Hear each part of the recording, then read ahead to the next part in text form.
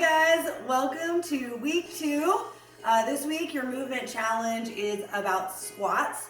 So I thought I would take this opportunity to show you guys. I know you have a diagram on there, but I wanted to show you guys how to do a squat so that you know you're doing it properly. So what we do is we want our feet wider than our hips for a basic squat, and then we want to push our weight into the heel of your foot and against the outside part of your foot. So where your pinky toe is, down that side of your foot is where you're gonna push your weight into. And that's because we don't want the knees to cave in like this. We want them to go in line with our feet, and we want our hips to be safe. So some people feel it more comfortable to turn their feet out slightly, and that's okay. You have to do whatever your hip joints want you to do to make it the most comfortable movement for you.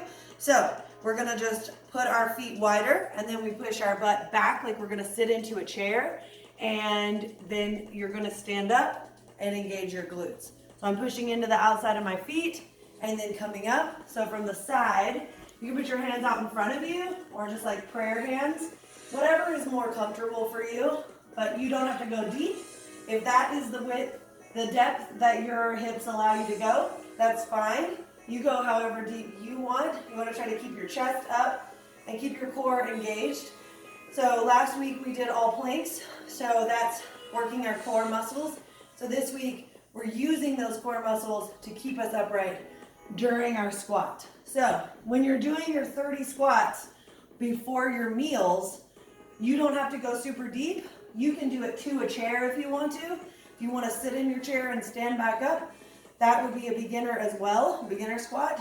So to make this harder, so to make it easier, you're gonna sit in a chair, or you're just not gonna go very deep.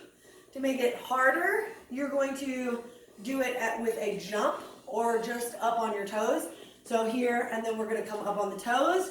So that makes it a little harder still. And then we come up into a calf raise. Or we can do it as a jump squat where we're squatting, come up and land. But when you're jumping, you want to make sure that when you land, you go right back into the squat. You never want to land with straight legs because that puts too much pressure on your knees, and that's not good for your joints. So you want soft knees so that when you land on your toes and sink back into your heels immediately. So it looks like this. Squat. You don't have to jump very high. You can just do a little one. Or you can do pulse squats. So you hold it down and you just pulse.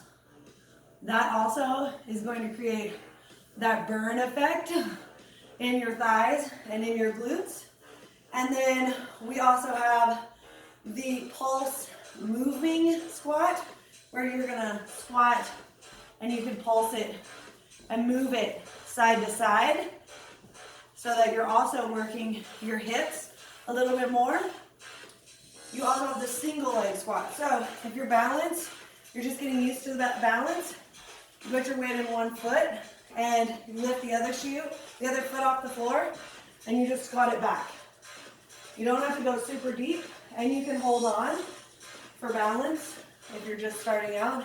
But still, I've got my toes off the floor, putting my weight into my glute and not my knee. So on the other side, it looks like this. It's the same. You can put your foot down each time if you want to. I'm holding on for balance. If you didn't hold on for balance, that's fine too. You just want to make sure that you're focusing on something in front of you. It helps to pick a focal point and then engage your glutes. All right, guys, so that's your first tutorial on squats. And I will be giving you a squat workout on Monday. So enjoy this challenge, and please comment with any questions that you have.